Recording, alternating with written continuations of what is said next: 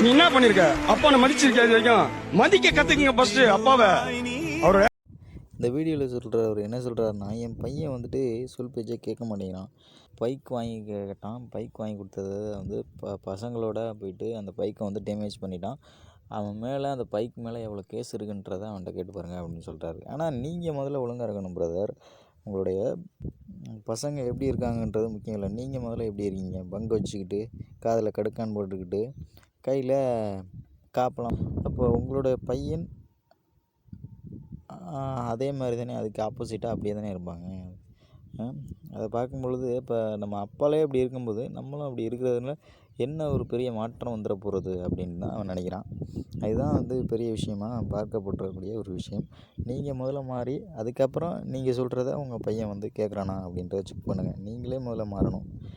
அந்த சபையில் யாரும் இந்த கருத்தை வந்து பதிவிடல. அவரே வந்துட்டு அதுக்கு ஆப்போசிட்டாக இருக்கும்போது அவரோட பையன் மட்டும் எப்படி அந்த கருத்தை அவர் சொல்கிற ஒரு இதை கேட்பார் அப்படின்ற என்ன நம்பிக்கையில் நீங்கள் சொல்கிறீங்க?